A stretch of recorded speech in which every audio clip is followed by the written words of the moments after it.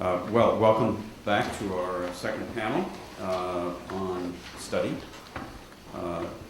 We're again just going to briefly mention or introduce our moderator of the panel, Jane Smith. Professor Smith returned to HDS in 2008 as Senior Lecturer in Divinity and Associate Dean for Faculty and Academic Affairs, having served as Vice President and Dean at Isla School of Theology in Denver and Professor of Islamic Studies at Hartford Theological Seminary and co-director of its Duncan Black McDonald Center for the Study of Islam and Christian-Muslim Relations.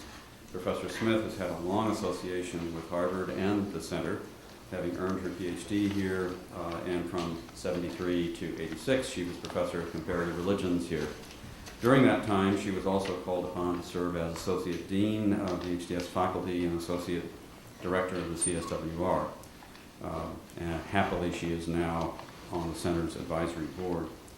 Professor Smith has many publications in the area of Islam and Islamic Muslim Christian relations, but she's asked me to keep my introduction short, so in order to honor her request, I will not go over that list of books. So, Jane.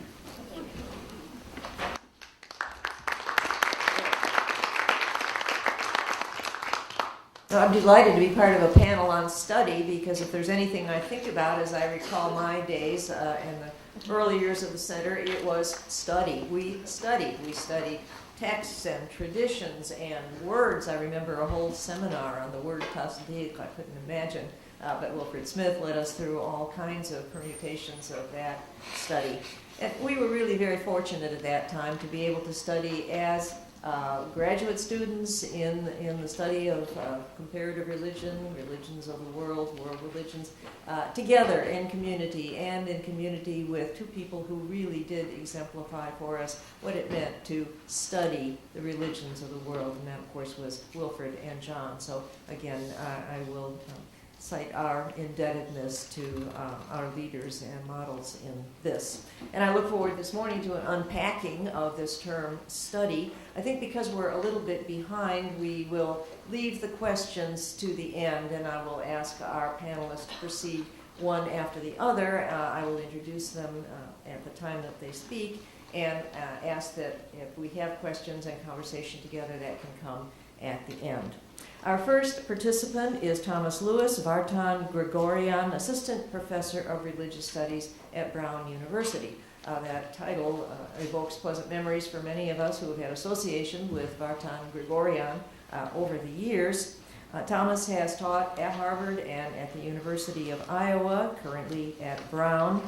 He works in the area of religious ethics and philosophy in the modern West. He deals with methodologies of religion and issues of tradition, reason, and authority in relation to ethical and political thought in the modern West.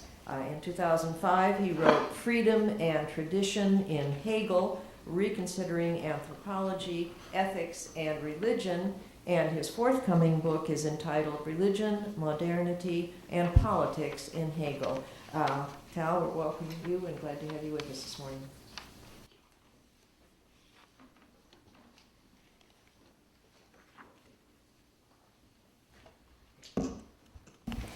Thank you. It is certainly a pleasure to be back at Harvard, and also a pleasure to have an opportunity to express my gratitude for all that the Center for the Study of World Religions has done, both during my time here as a faculty member, not so long ago, but certainly time that I enjoyed very much. But also since I've moved to Brown, I've continued for 1 year to serve on the advisory board of the center, and as recently as about 2 weeks ago was here for a session on the future of comparative religious ethics that the center generously hosted. So thank you in particular to Don for his leadership and for the opportunities that it's afforded.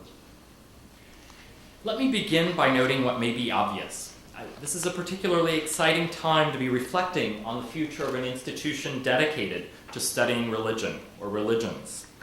As we all know, events of the past few years have drawn attention to the importance of religion in contemporary developments, both in this country and around the world.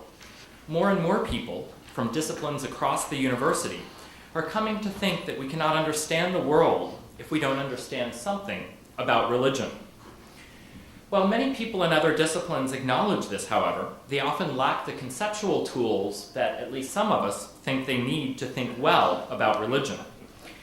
This simultaneous interest and paucity of theoretical resources and background suggests the vital role that scholars of religion should be playing in the university today, a point to which I'll return briefly at the end of my remarks.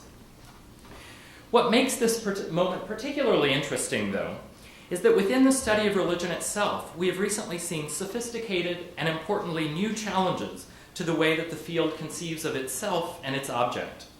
Work on the history of the study of religion in the West, some of which has already been referred to in a number of the conversations, work such as that of Hans Kippenberg, Tomoko Masuzawa, Talal Asad, and Jonathan Z. Smith, to name only a few, has drawn attention to the processes through which the concept religion has been formed and reformed in recent centuries, as well as the way that this formation has constituted our field.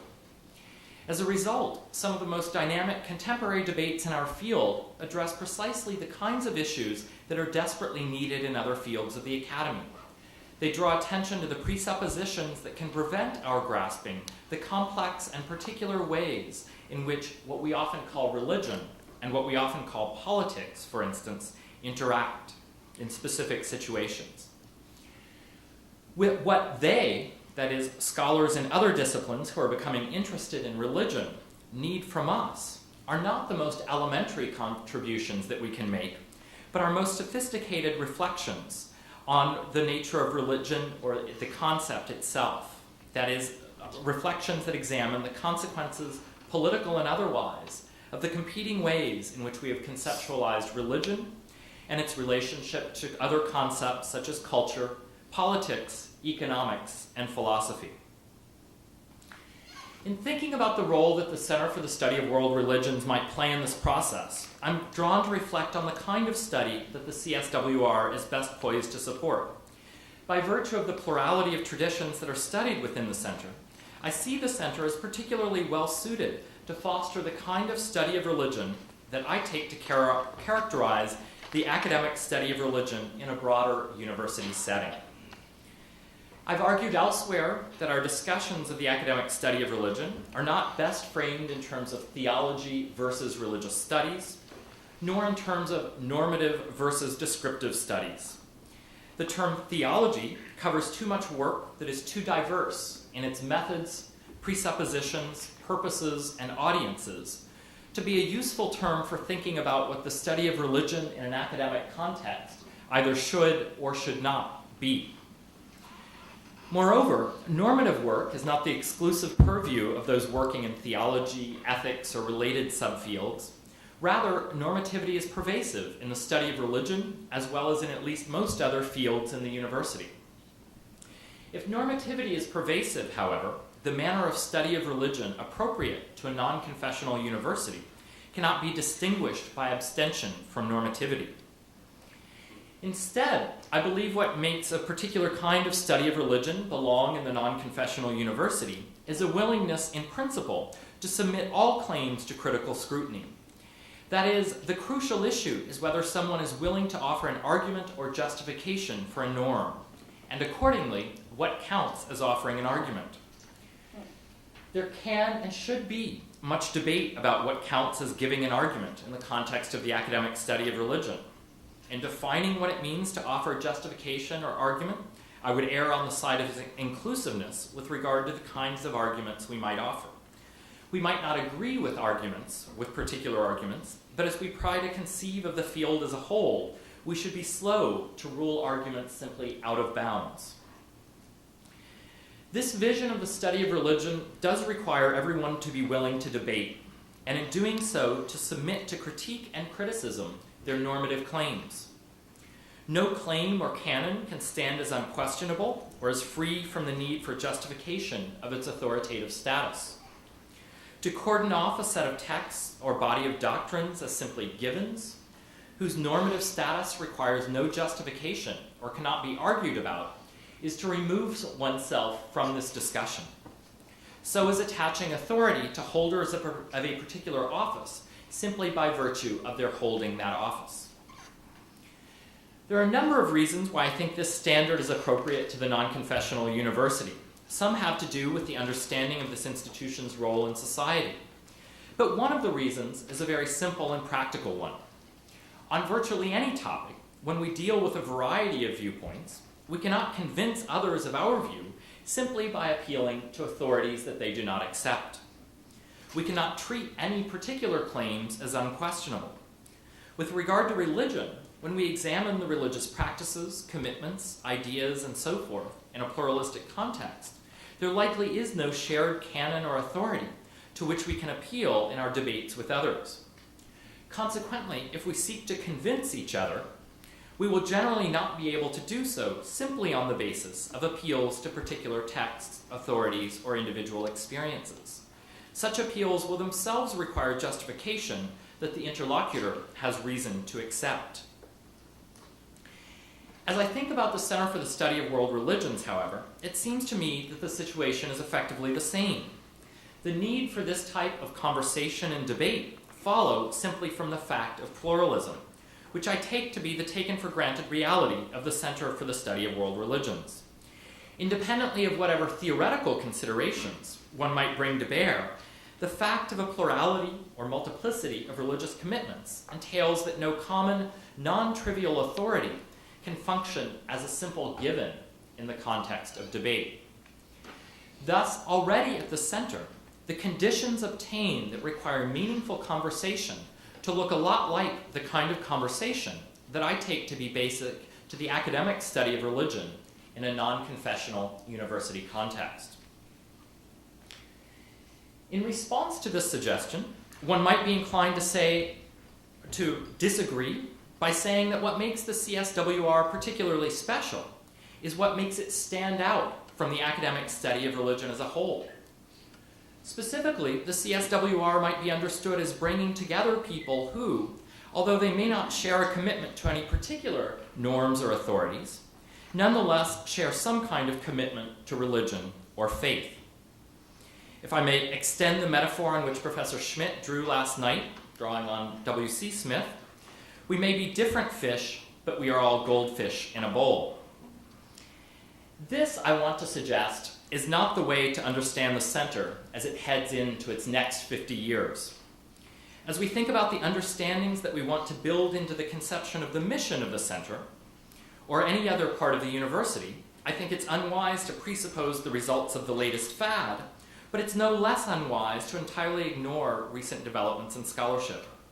In other words, I don't think the center's mission or purpose should be conceived in ways that take for granted or assume that most of the new scholarship on the history of the study of religion is simply wrong.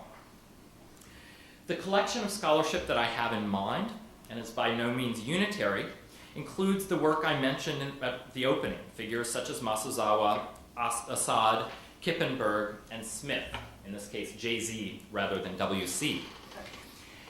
These and other recent scholars disagree on a great deal, but they collectively challenge us to view concepts of religion as the results of complex historical processes rather than viewing religion as a natural kind. Some take this to mean we should abandon the term religion itself. I don't see that as following from these other considerations. Rather, I think we need to understand the category and as one that we wield self-consciously with an awareness of our own role in constructing. But to conceive of the center as distinguished by being a place where people from all different religions or religious traditions, but only religious people or members, insiders to religious traditions, work, is to ignore this body of scholarship. It presupposes that these people all share something, belief, faith, a concern with rituals, that purportedly distinguishes them from so-called secular scholars working on religion. We could say that it too easily conceals the work involved in distinguishing the fish from the flies. But even that seems to me a misleading way of putting it. The distorting work is already done by adopting the metaphor in the first place. For such a conception of the center would presuppose that the categories religious and non-religious are as natural as the categories of fish and flies. Some might want to discuss how natural those categories are, but I'll leave that point aside for the moment. With these conditions in mind, I'm skeptical whether multi-faith and or multi-religious are fruitful phrases for thinking about the work at the center. My point is not that there aren't multiple faiths here, or pluralism isn't integral, pluralism in some non-technical sense isn't absolutely integral to the center's identity and work. But I'm not convinced that the fundamental thing that the center has multiples of is a thing called faith. As we think about the center's future, we don't simply need to keep adding more goldfish to the bowl, nor should we simply be adding new kinds of fish. I think it's time to break the bowl. Finally, and very briefly, I want to return to an issue that I raised at the beginning, the need for work in other academic disciplines to be informed by the academic study of religion. I think someone desperately needs to take up the task of educating other parts of Harvard University about the academic study of religion. I speak as a former member of the faculty in saying, and I will put it bluntly, that it is an embarrassment that so many members of other parts of the university think about the study of religion in the way that they do. A lack of understanding of the academic study of religion is a widespread phenomenon, certainly in no way unique to Harvard.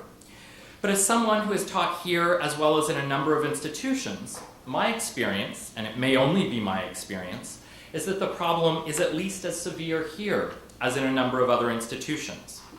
And I think this misunderstanding comes at great cost.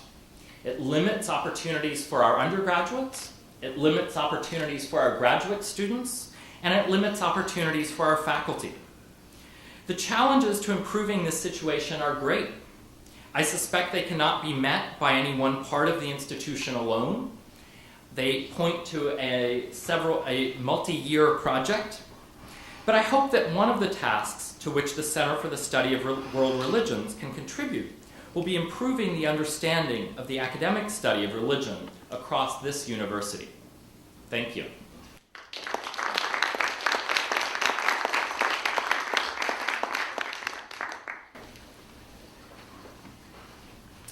Thank you, Tal, and I hope we will have a few minutes at the end of this to talk about such things as what it means to break the bowl.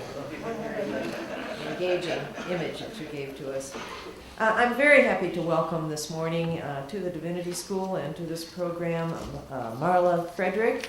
Marla is Associate Professor of African and African American Studies and of the Study of Religion here at Harvard. Marla is a cultural anthropologist and works particularly in the African American experience. She has recently become engaged with studying the influence of religious media on constructions of race and gender in the African diaspora. And we look forward to the results of that kind of new and I believe you can say cutting-edge work. In 2003, she authored Between Sundays, Black Women and Everyday Struggles of Faith, and in 2006, co-authored a volume called Local Democracy Under Siege, Activism, Public Interests, and Private Politics. We welcome Marla this morning.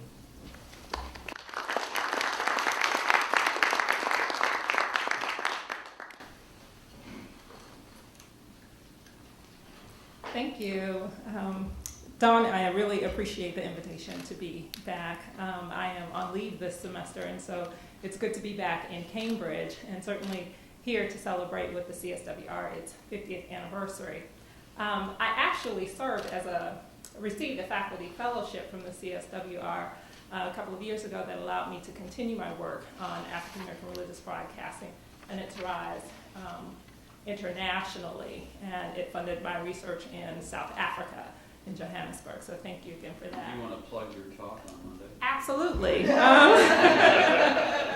Part of that research, I'm actually co-authoring another book, Televised Redemption, with two anthropologists, John Jackson, who's at University of Pennsylvania, and Carolyn Rouse, who is at Princeton. And on Monday, we're going to have a conversation about that book project at 12 o'clock in the CSWR. It's a brown bag lunching, so all of you are invited to attend. For my people everywhere, singing their slave songs repeatedly, their dirges and their ditties and their blues and jubilees, praying their prayers nightly to an unknown God, bending their knees humbly to an unseen power. For my people lending their strength to the years, to the gone years and the now years and the maybe years, washing, ironing, cooking, scrubbing, sewing, mending, hoeing, plowing, digging, planting, pruning, patching, dragging along, never gaining, never reaping, never knowing, and never understanding. Margaret Walker's 1942 poem continues as a remarkably beautiful narrative of struggle, hope, labor, uncertainty, possibility, memory, and religious imagination.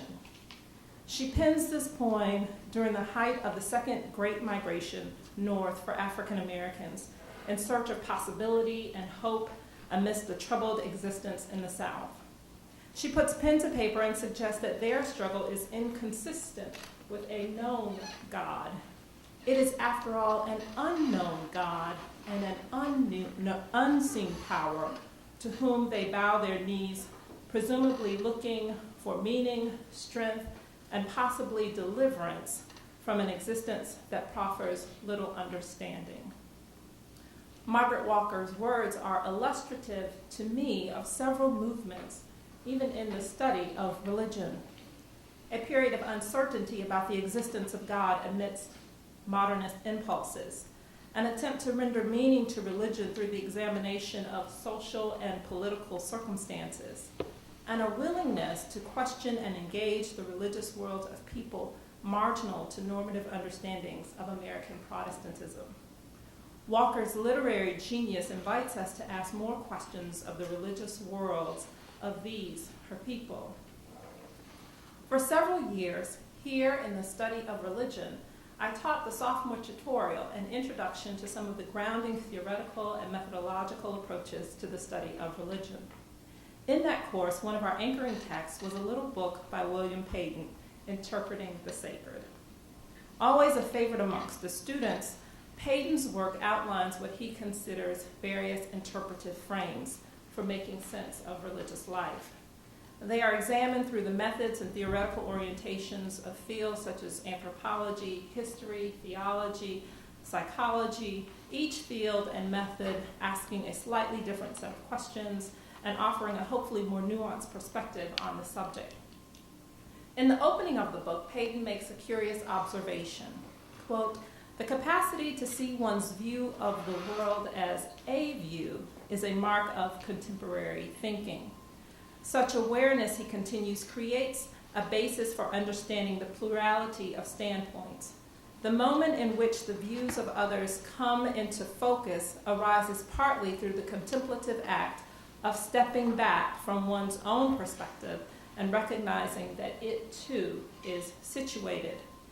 Not just perceiving the world, but perceiving how we perceive the world is in some ways becoming second nature to a pluralistic, self-conscious culture. This type of situatedness and how we see religious life and how we make meaning of religious life is the hallmark of contemporary religious studies scholarship. It breaks open new ways of interpreting previous normative and positivist notions of faith, while at the same time unsettling simplistic Durkheimian notions of sacred and profane. Furthermore, discussions of situatedness or positionality, as we anthropologists might term it, opens up questions of particular interest to me around race, class, and gender in the study of religion. Although I won't have time to address each of those concerns here today. Here at Harvard, the academic study of religion has had a somewhat circuitous and at sometimes direct path. Circuitous in that Harvard was founded by Christians and committed to the cause of developing an educated clergy. In the years of modernity, with the rise of religious pluralism and the questioning of taken for granted positions about things such as religion, race, and gender, decidedly Christian interpretations of religious life were subjected to rigorous inquiry. What makes this path particularly circuitous is that as the study of religion has become increasingly rigorous, even in these past 2 decades, the student body itself, according to some reports, has experienced an increasingly robust evangelicalism. Students swept in the zeitgeist of a contemporary U.S. socio-religious landscape have been asking questions not only about the myriad of religious beliefs circulating amidst a more global American and transnational landscape, but they are at the same time ensconcing themselves ever more securely in an evangelical and at times Pentecostal or conservative Muslim or other decidedly religious worldview. Studying religion while practicing religion has proposed some intriguing questions about position and positionality and the situatedness of bodies wrestling with personal religious meaning while at the same time understanding and valuing the humanistic and scientific study of religion. Studying religion, therefore, is not necessarily a purely secular engagement, nor is the practice of religion a purely sacred proposition. There is fluidity in the exchange in both processes, and necessarily so, I might argue. Rigid boundaries around the study and practice of religion have been evidenced in many different traditions, no less so in the study of African American religion. Many of the early scholars in the tradition were devoted Christian practitioners who framed their concerns as important to the practice of quote-unquote true liberating faith. Normative ideas of Black religious life based in a Christocentric and utilitarian understanding of liberal Protestantism have historically hailed this tradition as the linchpin for Black religious scholarship. In this place, ideas about Black religious practice presume Christianity, the church, and Black people as a priori to the study of African American religious life in the U.S. As Joseph Washington so poignantly and classically opined, in the beginning was the Black church, and the Black church was with the Black community, and the Black church was the Black community. The Black church was in the beginning with the Black people. All things were made through the Black church, and without the Black church was not anything made that was made. In the Black church was life, and the life was the light of the Black people. The Black church still shines in the darkness, and the darkness has not overcome it. Such propositions presume a priori the presence of the Black church in the beginning and the Black people, notions which uncritically reify homogeneity and uniformity. Such propositions, however, have come under scrutiny by scholars who want to interrogate not only the meaning of Black religious life, but also the ways in which such studies are formulated. Early constructions of Black religion relied on essentialist notions of Blackness that served as a critique of white supremacy. Wedded to these claims, Black religious scholarship in the works of scholars like Gaylord Wilmore and James Cone developed a triumphant narrative of religious development based in notions of struggle, survival, and liberation. These narratives spoke to and against earlier depictions of African American religion as childlike, docile, and undeveloped. Harvard University trained scholar Curtis Evans' brilliant book, The Burden of Black Religion, richly narrates the ways in which Black religion was constructed in the minds of white religionists of the North, as well as the South, as well as Black religionists. Claims rooted in social, political, and economic motives informed how Black religion was depicted. Rigid post-structural and postmodernist critiques, however, began to dismantle even those liberation theologies that seemed to put racist modernist presumptions of racial superiority at bay. Theologian J. Cameron Carter, in his work, Race, a Theological Account, points out the significance of the trajectories marked out by scholars such as James Cone and Charles Long and the tensions existent between their work.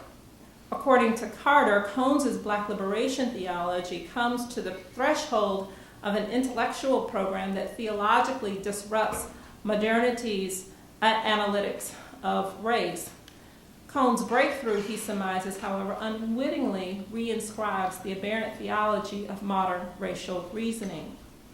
Following in a critique initially levied by Victor Anderson in his work Beyond Ontological Blackness, Carter demonstrates the ways in which Cohn's analysis reinscribes fixed notions of blackness as well as whiteness. On the other hand, however, attempting to challenge and rework this framework, historian of African American religion Charles Long, according to Carter, engages the study of religion as a critique of normative positions on Christianity proper, suggesting that certain European theologians were resistant to an open, quote-unquote, study of religion precisely because it disrupted notions of European superiority. German theologian Adolf von Harnack, for example, suggested that, quote, those who wish to study others' religion should study them through Christianity.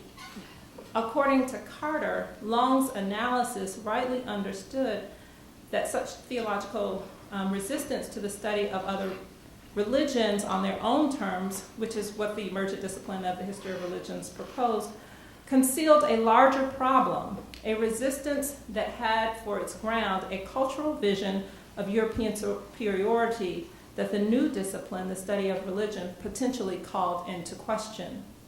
In so doing, the study of religion, quote, as an academic pursuit, proved to be a politically countercultural enterprise intent on making visible the religious world, the religious other, in its full linguistic density, irreplaceability, and as Long will say, opacity.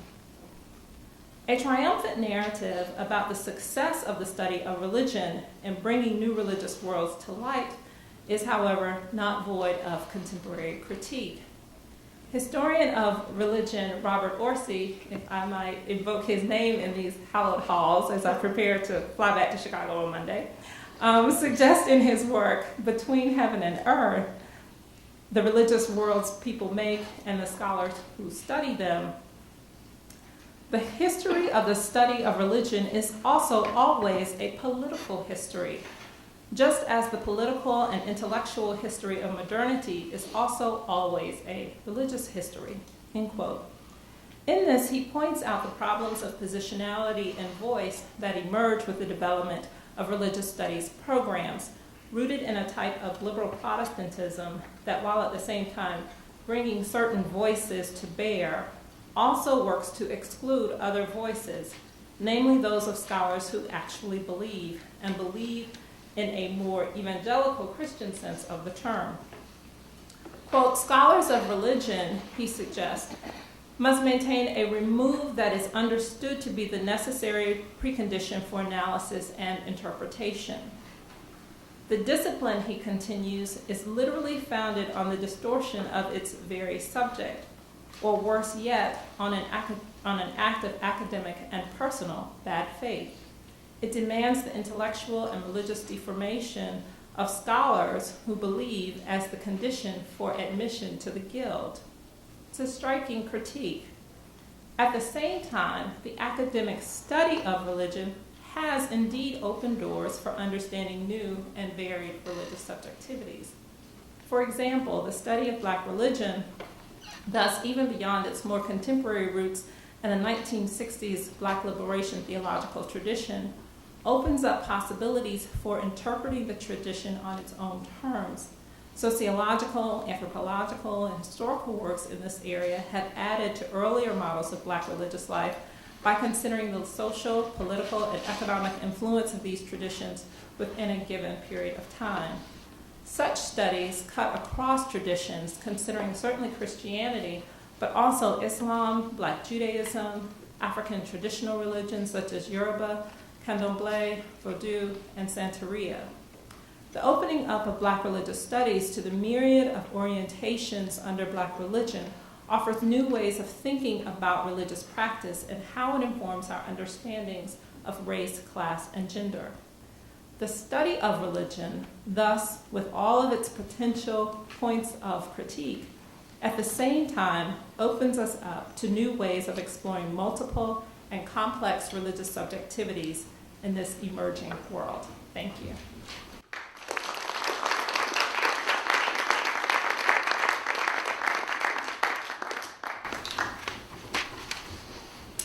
Thank you, Marla. Among the many interesting things you called our attention to, I'm grateful for the reminder that poetry can be a wonderful starting point for the understanding of religion. Our final speaker this morning is Luis Girón-Negrón, who is here also at Harvard. He is professor of Romance languages and literatures and comparative literature. We owe a debt of gratitude here at the Divinity School to Luis. He has helped us in our somewhat protracted search for a professor in Latina studies, which fortunately now has resulted in a wonderful appointment, and we thank you for your help. Luis is a literary historian.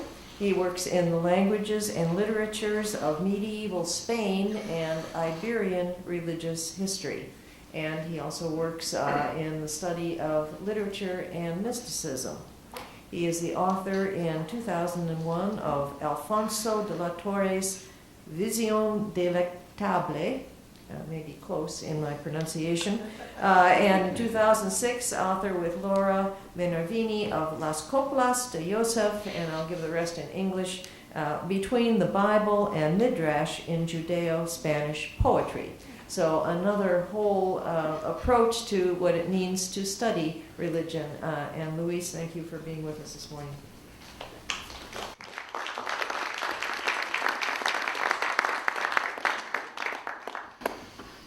Thank you so much. I guess before I start, yesterday as I was finishing preparing these remarks, I was hoping to find some clever way of weaving the Smithian analogy of the flies and the fish into my paper. Then again, if you grow up in the Caribbean, flies are bothersome, disease-carrying pests, and fish anyway, it flies, so no flies, no problem. But in order not to ramble, I'm going to settle for the testimonial, semi-confessional laws of the center, and it's a pleasure to be here. So I'm delighted by the opportunity to participate in the anniversary celebrations of the center. As a graduate student, I lived across the street for 3 glorious years from 92 to 95, years that I remember with the greatest fondness and appreciation. I was part of a residential community of scholars and friends, and it played a formative role in my intellectual life. My experience at the center back then, under the wise tutelage of Larry Sullivan, mi queridísimo mentor, and John Carman, his beatific predecessor, was and remains a laboratory of utopian. It offered to me the best possible case for the desirability and feasibility of collaborative ventures in the religion field and lifelong friendships to boot. Now, Donald Sweater, our fearless convener, whom we also honor today, had proposed 3 possible areas of discussion for this particular panel. The center's possible contributions to HDS curricular revamping in a multi-faith environment, the relationship between the study of religion and the practice of religion, or else some possible areas of religious studies to which the center could devote more focal attention. Now, I do have some opinions on this, perhaps my own list of desiderata. As faculty advisor to Catholic students in Harvard College, my thinking on the practice of religion in academia was also shaped in part by my experience at the center and my first substantive involvement with interreligious work in that environment.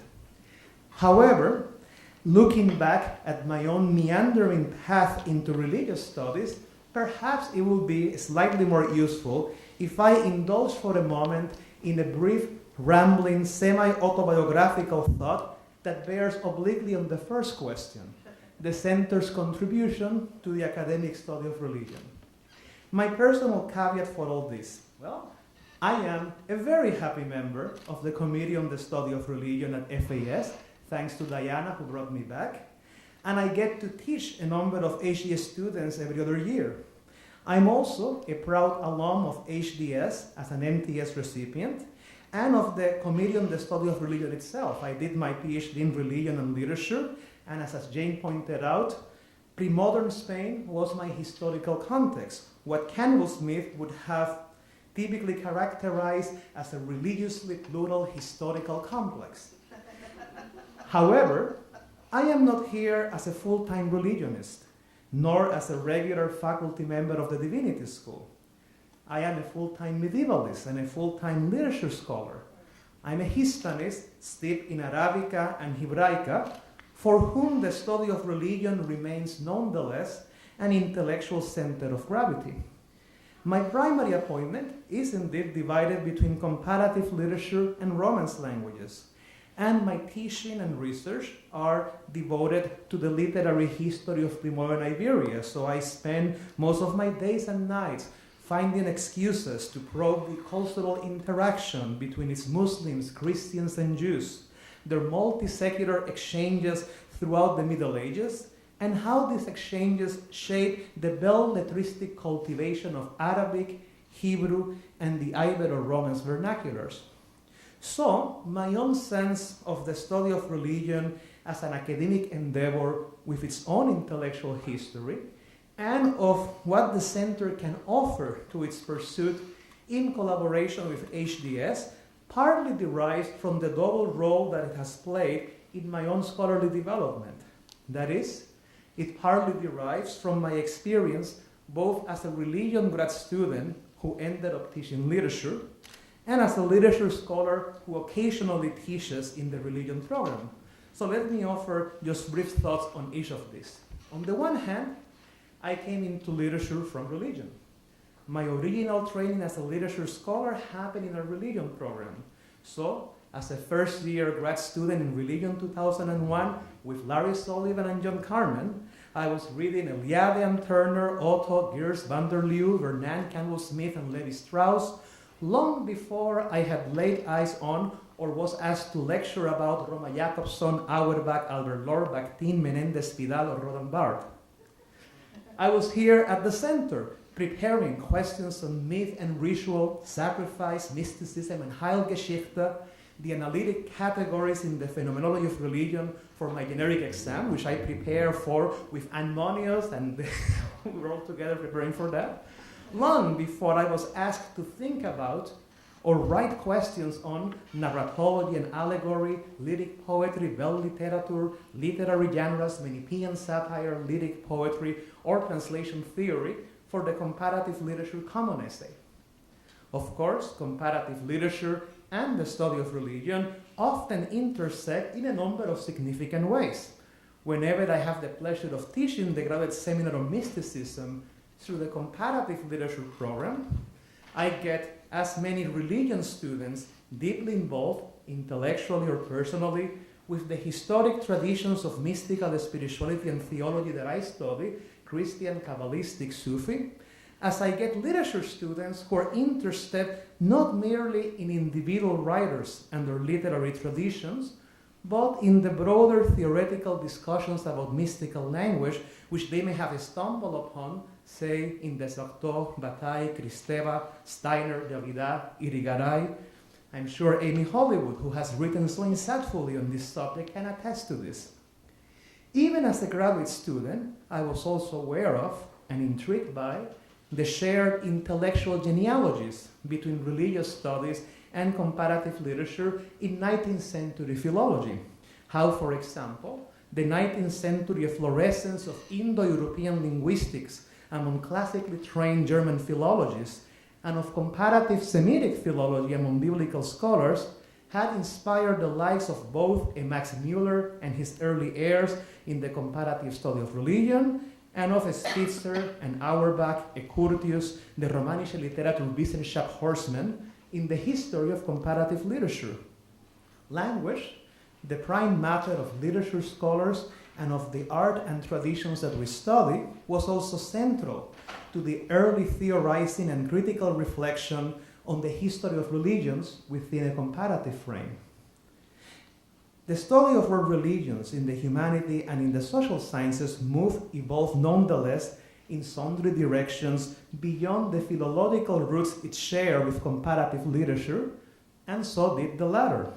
Philological skills, literary criticism, literary theory have remained instrumentally useful to religion scholars working on textual sources across their various historical domains of research, the literary cultures of world religions. However, a panoply of disciplines has drastically reshaped its intellectual landscape: anthropology, psychology, sociology, philosophical phenomenology, theology, comparative ethics, art history, political science, the cognitive sciences, the life sciences.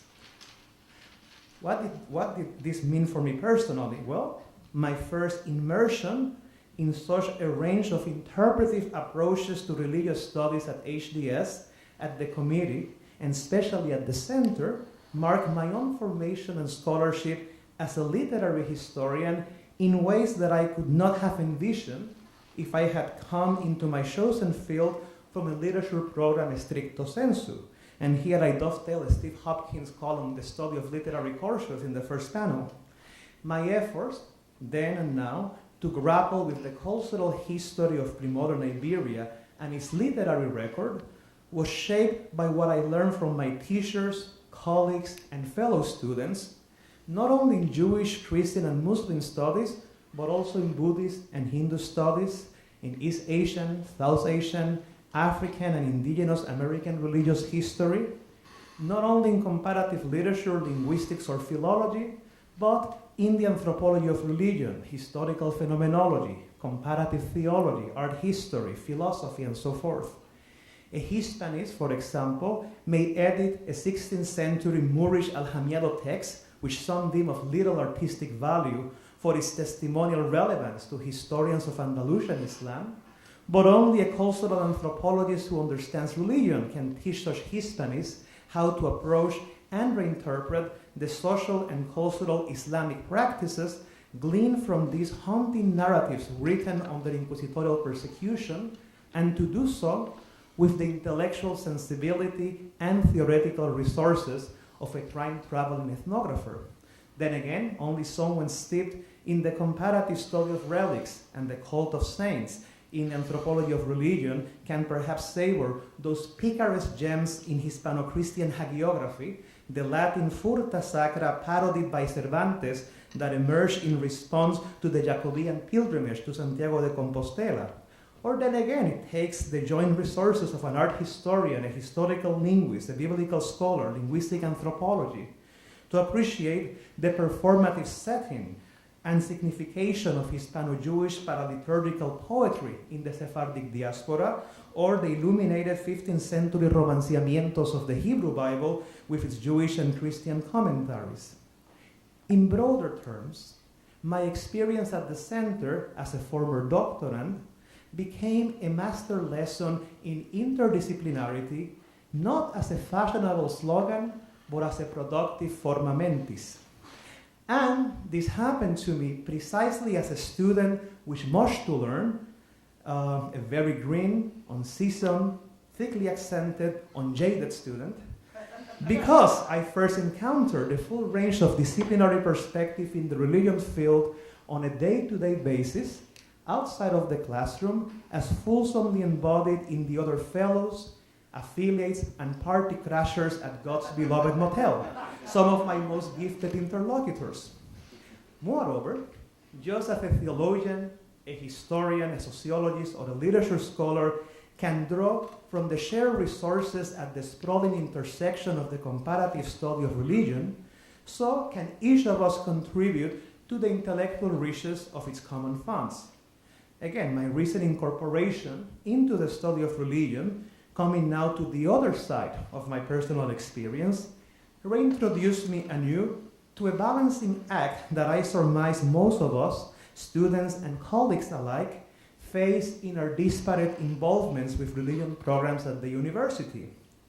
Whether in faculty meetings discussing prospectus or academic fora on what the study of religion signifies, we find ourselves, at least I do, moving back and forth between three competing sources of centrifugal attention: our historical domains of scholarship, our historical domains of research, our disciplinary predilections, and the broad interpretive questions about human religiousness that bring us together to such programs, those overarching contributions to religious studies, rooted in, but not limited by, our individual areas of expertise.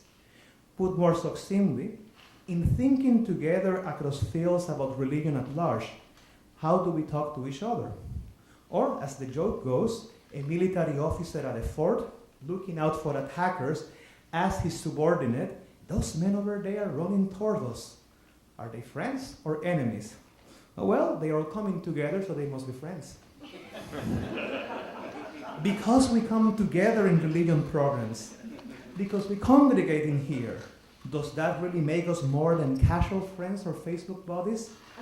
Does it really turn us into conversation partners who can actually engage across disciplines with a shared sense of intellectual purpose and reciprocate the effort in a substantive manner with something concrete to show? What do we show for it? Obviously, I do think that we can talk to each other, or I wouldn't be inflicting myself on you this morning. As a graduate student, I first discovered in here how much I could learn for my own work from different traditions of religious scholarship, how much religion scholars could teach me in making sense of the historical interactions between Muslims, Christians, and Jews in pre-modern Iberia as a multi-secular religious paradigm of cultural and intellectual creativity. I still do. I still learn much from and cherish for it my colleagues and students alike in the religion sphere. With time, however, I have also come to appreciate, even more than I did as a graduate student, the extent to which broader contributions to the comparative study of religion itself, the grand conversation on human religiousness, are also rooted in and can only grow out from our particular areas of expertise. We need foundations. We need grounding. We need our own Archimedean fulcra to scream Eureka. The academic study of religion builds upon the cumulative contributions of scholars across disciplinary boundaries at the multiple intersections of the humanities, the social sciences, the natural sciences, the theological disciplines. But it is, at least it seems to me, the evolving mastery of a particular domain of knowledge with the attendant analytic skills and disciplinary perspectives that allow us to think more broadly and also provide welcome inoculation against vapid platitudes, the type that frustratingly dissolve into impressionistic scholarship. It is also here that a place like the center becomes even more meaningful and relevant. Is there a role that the center can play in the academic study of religion at Harvard? Well, for one, it can continue to promote inter-faculty and other such collaborations, both academic and interreligious, structured and informal, be it among Harvard scholars across disciplinary boundaries with a sustained interest, be it sympathetic or suspicion-driven, in the study of world religions. It can certainly facilitate the consolidation of institutional ties and shared initiatives between the Divinity School and other Harvard faculties, perhaps along some of the lines discussed and envisioned by colleagues from both HDS and FAS in recent conversations in the Committee on the Study of Religion, perhaps through the promising array of joint cross-cultural projects with, say, the Art and Humanities crowd that Frank delineated succinctly at yesterday's lunch, or with some other collaborative model. The Center for Jewish Studies, for example, has just begun a very successful effort at collaborative outreach beyond the confines of NELC via the joint sponsorship of its yearly Star Fellowship with departmental partners in FAS. Government is doing it this year, comparative literature the next, music and the arts further down the road. I wonder if a similar venture at the center would be feasible in the near future. The center already has an impressive history of such inter-faculty initiative, the Religion and Competing Cosmologies Program, the Mind, Brain and Behavior Forum, the Religion and Environmental Ethics Conference Series. The center should also continue, even more aggressively perhaps, to include students in its activities, both in residential and non-residential capacities, be they from HDS, the other faculties and programs, or other happy strays. I don't think I could exaggerate just how formative an experience the center was, what a rich intellectual and bonding experience for me and its other student beneficiaries, regular visitors and junior fellows alike, back in the day when we were navigating across for the first time the history of religions field. The center, in sum, should continue to strive at a balance between its inter-faculty extra Harvardian outreach as an intellectual powerhouse, and its internal community-driven efforts as a welcoming home to Harvard religionists.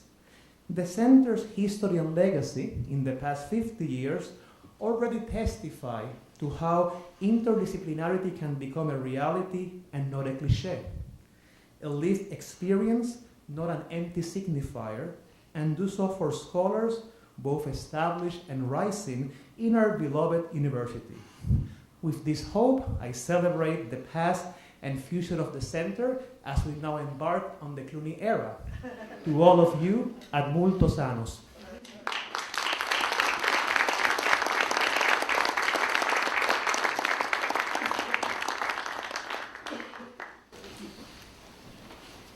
We heard Tal's challenge for the center to somehow help the rest of the university understand what's meant by the study of religion, and then we heard two responses which actually dealt with that question beautifully.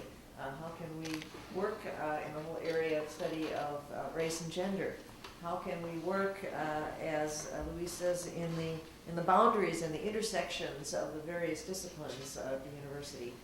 Luis says he is not a full-time religionist. It makes me wonder how many of us here at the Divinity School would call ourselves full-time religionists, but we are excited to learn from all of you the different ways in which we can help our colleagues better understand religion and help us better understand that what they're doing in their divergent disciplines, in fact, feeds us in our understanding of what religion means.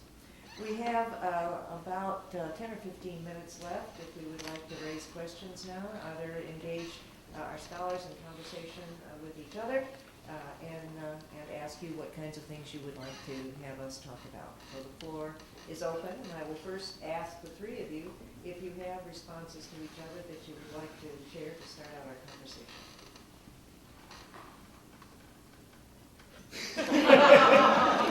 You know, it's I feel like I got to. You go ahead. They said it all. No, I was just going to say, I feel like I got to talk, so I would be very interested in hearing more from the audience.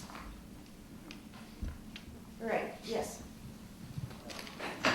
I was at the center 1967 to 72, and under Wilfred Cantwell Smith, under Professor Wilfred Cantwell Smith and Dr. John Carmen. And I'm back here for the first time in terms of this discourse. It looks like what I worked with Dr.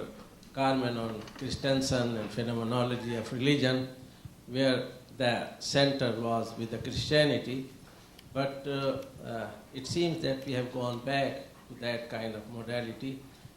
I would have liked to see across the table there some presence from other religions who could have brought a kind of perspective on the issue of the center, issue of the religion. Also, I want to point out that American scenario has changed in terms of the plurality from the time the center was established. And much is happening in terms of cross-culture and inter-religion in South Asia, especially in India, in terms of relationship with Hinduism, Islam, and Christianity.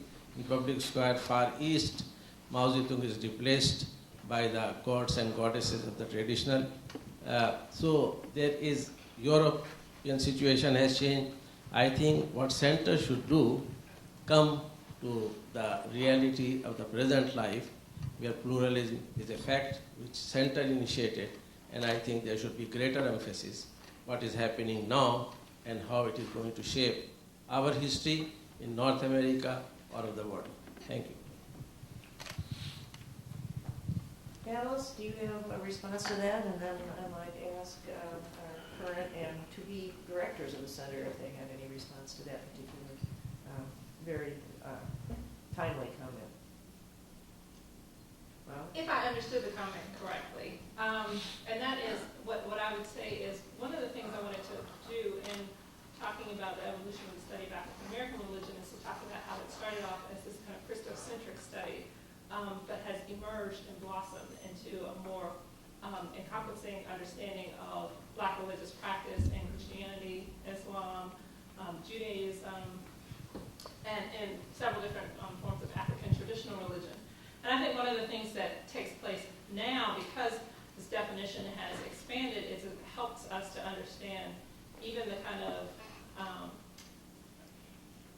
challenges that happen along lines of race, class, and gender as a result. For example, Sherman Jackson has a book on Black Islam that really talks about the rise of what he considers immigrant Islam in the U.S. from 1965 on, and how that has posed a challenge to our traditional understanding of Black Muslims in the U.S., primarily being part of the Nation of Islam.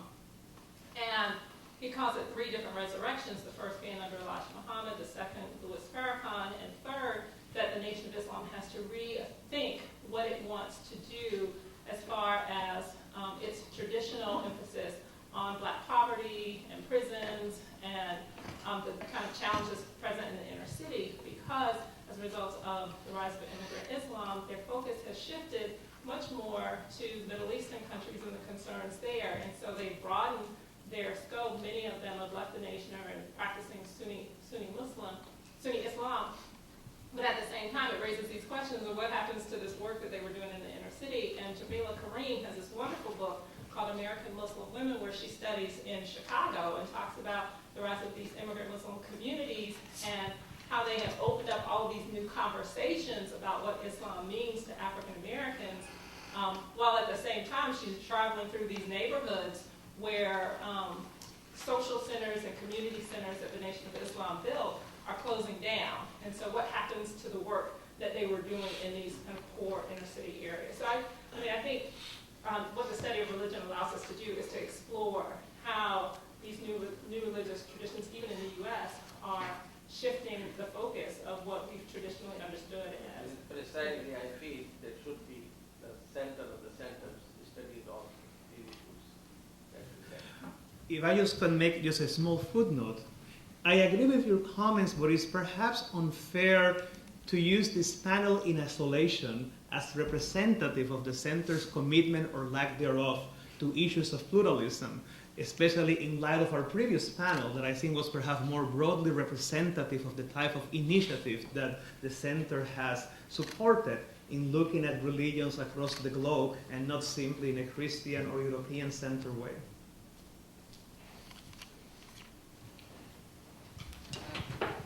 Yes. It's a wonderful panel, so interesting, and I just wanted to ask a general question, and I actually don't involve myself very much, not with technology, obviously. I have the anti-Midas touch with modern technology, so I can assure you. The sort of Smithian thing that goes on is that, generally speaking, persons are privileged. People in community, face to face, and I think the center dialogues are that there's a space where human beings interact. But I'd like to ask a general question in all of the 3 of you, really. What significance internet, cyberspace, websites have to do with the development of things that you're talking about, or at all? We have sort of bricks and mortar, books, human persons, but what about this other whole dimension in terms of pluralism or in terms of, say, multiple religious identities? Has it concerned any of the 3 of you in your work? Just to sort of bring this out again as another kind of, a virtual space subject matter for us, for the center. Great question. I would say we're going to talk on Monday.